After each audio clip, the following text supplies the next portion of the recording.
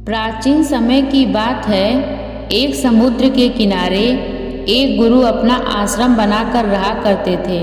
हजारों शिष्य उनसे ज्ञान ग्रहण करने के लिए दूर दूर से उनके पास आकर रहते थे। गुरु का ज्ञान देने का तरीका भी बड़ा ही अनोखा था। शुरुआत में वो अपने शिष्यों को उपदेशों के माध्यम से ज्ञान देते थे। उसके बाद वो अपने शिष्यों को उस ज्ञान का अनुसरण करने के लिए कहते थे, उस ज्ञान को अपने व्यवहारिक जीवन में उतारने के लिए कहते थे। एक बार उस आश्रम में एक सम्राट अपने बेटे को लेकर पहुंचा। उस सम्राट ने उस गुरु से प्रार्थना की कि आप मेरे बेटे को आश्रम में रहने दें और अपने तरीके से उसे ज्ञान दें। उसे इस आश्रम में बिल्कुल भी ऐसा नहीं लगना चाहिए कि वो किसी सम्राट का बेटा है। उसे बिल्कुल साधारण शिष्यों की तरह ही ज्ञान देने की कृपा करें। गुरु ने मुस्कुराते हुए कहा कि सम्राट, ज्ञान इसी तरीके से लिया जा सकता है। अगर तुम अपने आप को दूसरों से बड़ा समझोगे तो तुम ज्ञान ग्रहण नहीं कर पाओगे। अगर तुम्हें ज्ञान ग्रहण करना है तो तुम्हें दूसरों की तरह अपने आप को साधारण समझना होगा। यही ज्ञान ग्रहण करने की सबसे पहली सीढ़ी होती है। तुम निश्चिंत रहो, आज से तुम्हारे बेटे की जिम्मेदारी मेरे कंधों पर रही। ये कहकर गुरु ने सम्राट के बेटे को अपने साथ लेकर समुद्र के किनारे टहलने के लिए निकल गए। आश्रम के बाकी सभी बच्चे उस सम्राट को देख रहे थे। सम्राट अपने बेटे को अपने रथ पर बिठा कर लाया था, जिससे सभी बच्चे समझ गए थे कि ये सम्राट का बेटा है। इसी वजह से आश्रम के सभी बच्चे सम्राट के बेटे की तरफ आकर्षित हो गए थे। जब गुरु सम्राट के बेटे को लेकर समुद्र पे टहल रहे थे तो सम्राट का बेटा अचानक फूट फूट कर रोने लगा, क्योंकि अभी वो सिर्फ 12 वर्ष का था और 12 वर्ष की आयु में उसके पिता उसे अपने से दूर छोड़कर चले गए थे। ये सदमा वो बच्चा सहन नहीं कर पा रहा था। वो नहीं समझ पा रहा था कि उसके पिता उसकी भलाई के लिए उसे उस गुरु के पास छोड़कर गए थे। उसे रोते हुए देखकर गुरु ने कहा कि बेटा, मैं तुम्हें चुप नहीं कराऊंगा। हो सकता है आज मैं तुम्हारे आंसू पोंछ दूं, लेकिन कल तुम फिर अपने आप को अकेले पाओगे। याद रखना, जीवन में इंसान अकेला आता है और अकेला ही जाता है। जितनी जल्दी जो इंसान इस बात को समझ लेता है वो उतनी जल्दी आत्मज्ञान के रास्ते पे निकल पड़ता है। गुरु ने अपनी बात को आगे बढ़ाते हुए कहा कि जो इंसान अकेला रहना सीख लेता है वही खुद से प्यार कर पाता है, और जो खुद से प्यार करना जानता है वो किसी के भी जाने का अफसोस नहीं करता, क्योंकि वो खुद से ही प्यार करता है। धीरे धीरे तुम आश्रम के माहौल में ढल जाओगे। शुरुआत में तुम्हें समस्या आ सकती है, लेकिन कुछ दिनों के बाद तुम इसे आत्मसात कर लोगे। उसके बाद तुम्हें यही जगह बहुत अच्छी लगने लगेगी। ये जगह तुम्हें अपने महल जैसे लगने लगेगी। संध्या हो चली थी। समुद्र के दूसरे छोर पर सूरज छिपने लगा था और अपनी लालिमा पूरे आसमान में बिखेर रहा था। बड़ा ही सुंदर दृश्य था और गुरु उस शिष्य को अपने साथ लेकर आश्रम में वापस लौट आए। उस शिष्य को भी थोड़ी सांत्वना मिली, क्योंकि गुरु के आंखों में एक अभूतपूर्व शांति झलक रही थी। और जब हम किसी एकांतवासी गुरु की आंखों में वो शांति देख लेते हैं तो हमारे हृदय में से भी सारा भार हट जाता है, मन एकदम निर्मल हो जाता है। जब सम्राट का बेटा रात्रि में भोजन करने के लिए भोजन कक्ष में पहुंचा तो आसपास के सभी शिष्य उसके पास आने लगे। उन सभी को पता था कि ये सम्राट का बेटा है और अगर हम इससे दोस्ती कर लेते हैं तो इससे हमारा बहुत फायदा होने वाला है। यही सोचकर आश्रम के ज़्यादातर बच्चों ने उसे घेर लिया था। बस कुछ बच्चे जो अकेले रहने का महत्व समझते थे, जो दिखावे में विश्वास नहीं करते थे, वो उस सम्राट के बेटे के पास जाने की बजाय अपना पूरा ध्यान खाने पर लगा रहे थे और एकांत में बैठकर अपना भोजन कर रहे थे। कुछ दिनों बाद सम्राट के बेटे की आश्रम के ज़्यादातर बच्चों के साथ दोस्ती हो गई। अब वो आश्रम में उन बच्चों के साथ घूमता, उन्हीं के साथ अपना ज़्यादातर समय बिताता। आखिरकार सम्राट का बेटा था, सुख सुविधाओं में पला बड़ा था। आसपास बहुत से दास दासियाँ होती थी। आसपास अपने मित्रों से घिरा होना, वही दिनचर्या उसने इस आश्रम में भी अपना ली थी। ऐसा नहीं था कि गुरु को ये सब पता नहीं था, पर गुरु उसे अलग तरीके से ज्ञान देना चाहते थे। बच्चों को ज्ञान आप उपदेश देकर नहीं दे सकते, उन्हें साक्षात्कार कराना पड़ता है। उसके बाद उन्हें वो बात समझ में आती है जो आप समझाना चाहते हैं। गुरु को ये बात पता थी कि अगर मैं इसे बोलकर बताऊंगा तो ये कभी नहीं समझ पाएगा। मुझे इसे दिखाना पड़ेगा, इसे एहसास कराना पड़ेगा कि अकेले रहने से ही तुम अपने शक्तियों को जान पाओगे। ये सीख देने के लिए गुरु एक दिन उस शिष्य को अपने साथ एक पहाड़ी की चोटी पर लेकर गए। पहाड़ी पर पहुंचकर गुरु ने उस शिष्य से कहा कि अब तुम्हारा ज्ञान पूरा हो चुका है, बस एक आखिरी रात तुम्हें यहाँ पर बितानी होगी। उसके बाद अगले दिन शाम को मैं तुम्हारे राजमहल में मैं तुमको पहुँचा दूंगा। वो बच्चा यह सुनकर बहुत खुश हो गया कि अब मैं वापस अपने राजमहल चला जाऊंगा। फिर से मेरे दास और दासियाँ, सारी भोग की वस्तुएं मेरे पास होंगी। उस शिष्य ने गुरु से पूछा कि गुरुजी, मुझे आज रात यहाँ पहाड़ी पर क्यों छोड़ रहे हैं? आखिर मुझे कौन सा आखिरी ज्ञान यहाँ मिलेगा? गुरु ने मुस्कुराते हुए कहा कि यहाँ पर चट्टान के पीछे तुम्हें छिपकर बैठना होगा। यहाँ पर रोज रात को एक बाज आता है, तुम्हें उस बाज को देखना है, बड़ी गौर से देखना है, हर गतिविधि देखनी है। और उस बाज को देखने के बाद अगले दिन अगर तुम उस बाज की खूबियाँ मुझे बता पाए तो मैं तुम्हारे राजमहल वापस भिजवा दूंगा। और हाँ, सुबह आने से पहले एक बात पर और ध्यान देना है। एक चरवाहा यहाँ पर अपनी भेड़ों को चराने के लिए आता है, तुम्हें उन भेड़ों की गतिविधियाँ भी देखनी है। याद रखना, बाज की गतिविधि रात को और भेड़ों की गतिविधि सुबह। अगर तुम दोनों की गतिविधियां ध्यान से देखकर मुझे बता पाए तो तुम इस आश्रम से हमेशा के लिए आज़ाद हो जाओगे, तुम्हारा ज्ञान पूरा हो जाएगा। मैं तुम्हारे पिता को कह दूंगा कि ये बच्चा हमारे आश्रम का सबसे ज्ञानी बच्चा है। ये कहकर गुरु अपने आश्रम में वापस लौट आए और वो बच्चा वहीं पर उस चट्टान के पीछे खड़ा हुआ, उस बाज का इंतजार करने लगा। काफ़ी वक्त बीत जाने के बाद वहाँ पर एक बाज अपने बच्चों के साथ पहुँचा। सम्राट के बेटे ने पूरी रात उस बाज की गतिविधि बड़े ध्यानपूर्वक देखी और सुबह होने के बाद जब चरवाहा अपनी भेड़ों को लेकर पहुँचा तो उसने एक अभूतपूर्व दृश्य देखा।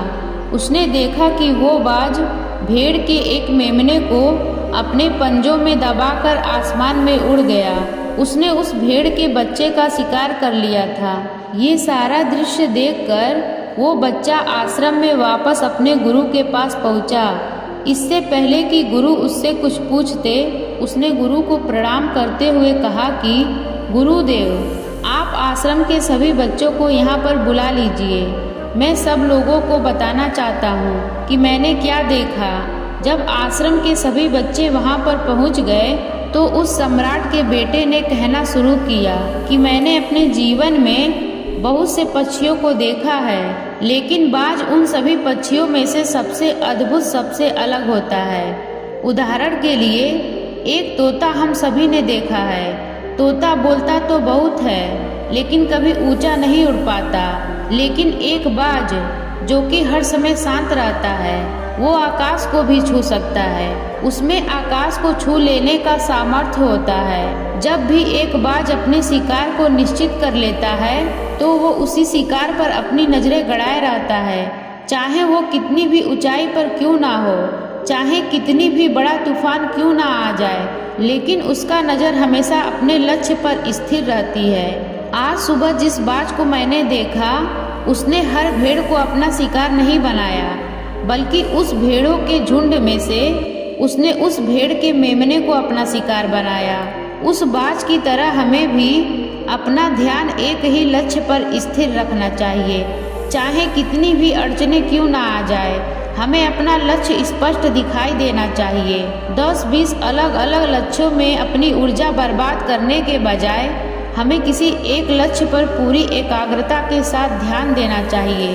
तीसरी बात जो मैंने बाज से सीखी और जो हम सभी को सीखनी चाहिए वो ये है कि बाज कभी भी दूसरे पक्षी के साथ नहीं उड़ता, वो हमेशा आकाश में अकेला उड़ता है। इससे हमें ये सीख लेनी चाहिए कि हमें कभी भी छोटी सोच वाले लोगों के साथ नहीं रहना चाहिए। आखिरकार हम भी वही बन जाते हैं जिनके साथ हम रहते हैं। इसीलिए या तो बड़ी सोच वाले लोगों के साथ रहो या फिर अकेले रहो, क्योंकि जब हम अकेले रहते हैं तभी हम खुद की ताकत और खुद की कमजोरियों को जान पाते हैं। कमजोरियों को जानकर उसको दूर कर सकते हैं और अपनी ताकत को जानकर उसका सही इस्तेमाल कर सकते हैं। लेकिन वो तभी संभव होगा जब हम अकेले रहना सीखेंगे। चौथी सीख जो हमें एक बात से लेना चाहिए कि एक बाज हमेशा अपनी सीमाओं से ऊपर उठकर उड़ता है। जब तूफान आता है तो हर एक पक्षी अपने घोंसले की तरफ भागता है, खुद को छुपाने की जगह ढूंढता है। लेकिन बाज ऐसा कुछ भी नहीं करता। वो खुद की सीमाओं को तोड़कर बादलों से भी ऊपर उड़ने का प्रयास करता है। हवाएं उसे थपेड़े मारती है, पंख उसके भारी हो जाते हैं, पानी और धूल की वजह से उसे कुछ दिखाई नहीं देता, लेकिन वो फिर भी आसमान की तरफ उड़ता रहता है और अंततः बादलों से भी ऊपर निकल जाता है और वहाँ तब तक उड़ता रहता है जब तक मौसम ठीक नहीं हो जाता। अपनी सीमाओं को सिर्फ इसलिए तोड़ पाता है क्योंकि वो समस्या के आने पर उससे घबराता नहीं है, उससे डर कर बचने का प्रयास नहीं करता, बल्कि उसे एक सकारात्मक नजरिए के साथ उसका सामना करता है। जीवन में चाहे कितनी भी अड़चनें क्यों ना आ जाए, हमें उन अड़चनों से लड़ना चाहिए, ना कि उससे डर कर कहीं छिप कर बैठना चाहिए। बहादुर तो वो लोग होते हैं जो तूफानों से टकरा जाते हैं। कायर तो अपने घर में, अपने घोंसलों में अपने जगह ढूंढ कर बैठ जाते हैं। पांचवी बात जो हमें एक बाज से सीखनी चाहिए कि बाज कभी भी अपने घोंसले में घास के कोमल तिनके नहीं रखता। जो तिनके कोमल हो जाते हैं वो उन्हें निकाल कर फेंकता रहता है। उसी तरह चाहे कितनी भी आरामदायी जिंदगी आपको मिली हो, लेकिन उस आराम से ऊपर उठकर अपने आलस्य को तोड़कर जीवन में मेहनत करते रहना चाहिए। जीवन में पसीना बहाना चाहिए, शारीरिक मेहनत करनी चाहिए। अपने घोंसले से कोमल तिनके निकाल कर फेंक दो।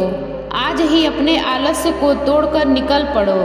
हर दिन अपने आप को चुनौतियाँ दो, हर दिन मुश्किलों से लड़ो, क्योंकि वही मुश्किलें तुम्हें मजबूत बनाएगी। जंगल के राजा शेर को भी झुंड बनाकर शिकार करते हुए देखा जा सकता है, लेकिन बाज हमेशा अकेला शिकार करता है, क्योंकि वो जानता है भीड़ हौसला तो देती है मगर साहस छीन लेती है। आदमी को हमेशा अकेले ही आगे बढ़ना होता है। यही कारण है कि वो जल, थल और नभ सभी जगहों पर अपने शिकार का परचम लहरा सकता है। बाज की उम्र लगभग 70 साल होती है, लेकिन 40 साल में ही उसका शरीर बूढ़ा हो जाता है। नाखून उसके पैरों में धंसने लगते हैं, पंख उसके शरीर में चिपक जाते हैं, उसकी चोंच मुड़ जाती है, उसका शरीर भारी हो जाता है। ऐसी स्थिति में शिकार करना तो क्या, उड़ने की भी हालत नहीं रहती उसकी। ऐसे में उसके पास सिर्फ 2 विकल्प होते हैं। पहला, या तो वो खुद को इस अवस्था में स्वीकार कर ले और भूखा प्यासा मर जाए, या किसी दूसरे जानवर का शिकार बन जाए। और दूसरा विकल्प ये होता है कि वो 6 महीने एक बहुत ही दर्दनाक प्रक्रिया से गुजरे और खुद को फिर से पहले जैसा मजबूत बना ले। लेकिन बाज तो बाज है, वो दूसरा विकल्प चुनता है। इसके लिए वो खुद को एक बहुत ही ऊंचे पहाड़ पर ले जाता है, जहां वो पहले अपने चोंच से अपने सारे पंख खींच खींच कर उखाड़ देता है और फिर चट्टान पर पैर मार मार कर अपने पंजे तोड़ देता है। उसके बाद उसी चट्टान पर अपनी चोंच को पटक पटक कर तोड़ देता है और इस लहूलुहान अवस्था में खुद को दूसरे जानवरों से छुपाता फिरता है। अगले 6 महीने तक वो इसी प्रक्रिया से होकर गुजरता है और इंतजार करता है नई चोंच, नए पंख और नए पंजों का। तब फिर वो अपनी नई जिंदगी शुरू करता है और निकल पड़ता है अपनी शिकार पर और अगले 30 सालों तक फिर से राज करता है। इसीलिए समय आने पर हमें भी अपने पुराने आदतों को छोड़ना पड़ता है और कुछ नया सीखना पड़ता है। समय के साथ बदलना पड़ता है, अपने आप को तैयार करना पड़ता है, वरना हमारा भी शिकार हो सकता है, हम भी पीछे रह सकते हैं। इसके बाद सम्राट के बेटे ने भेड़ों की विशेषता बताते हुए कहा कि भेड़ हमेशा झुंड बनाकर चलती है, उन्हें झुंड में एक साथ चलने से हिम्मत मिलती है, लेकिन जैसे ही उन पर शिकार होता है वैसे ही वो तितर बितर हो जाती हैं और उस पूरी भीड़ में से एक भी भेड़ अपनी साथी की मदद करने के लिए वापस नहीं लौटती। इससे हमें ये सीख मिलती है कि हमारे साथ कितने भी लोग खड़े हों, किसी पर भी यकीन नहीं करना, यदि करना हो तो खुद पर करना, क्योंकि बुरा समय आने पर वो भीड़ कब तितर बितर हो जाएगी आपको पता ही नहीं चलेगा। गुरु को प्रणाम करते हुए सम्राट के बेटे ने अपने गुरु से कहा कि गुरुदेव, अगर मुझसे कोई सीख रह गई हो तो कृपया करके आप बताने की कृपा करें। गुरु ने सभी बच्चों को संबोधित करते हुए कहा कि ये सभी बातें जो अभी इस बच्चे ने बताई है सब सही है, लेकिन ये सारी खूबियाँ आप लोगों में तभी पैदा हो पाएगी जब आप अकेले रहने का प्रयास करेंगे। आपने देखा होगा कि बाज कभी भी किसी दूसरे पक्षी के साथ नहीं रहता, ना ही किसी के साथ अपनी जोड़ी बनाता। वो आसमान में अकेला उड़ता है और अकेले उड़ने की वजह से वो अपनी ताकत और अपनी कमजोरियों को जान पाता है। इसके बाद गुरु ने अपनी बातों को ख़त्म करते हुए कहा कि मैं आज रात इस सम्राट के बेटे को इसके राजमहल में छोड़ने के लिए जा रहा हूँ, क्योंकि इसकी सीख यहाँ पर पूरी हो गई है। और ये कहकर गुरु उस सम्राट के बेटे का हाथ पकड़कर राजमहल की तरफ रवाना हो गए और बाकी के सभी बच्चे उन्हें पीछे से जाते हुए देखते रहे। तो दोस्तों, कैसी लगी ये कहानी आपको? आशा करती हूँ कि ये कहानी आपको पसंद आई होगी। इसी तरह की कहानी सुनने के लिए हमारे चैनल को सब्सक्राइब करिए, वीडियो को लाइक करिए, कमेंट करिए। वीडियो देखने के लिए आप सभी का बहुत बहुत धन्यवाद।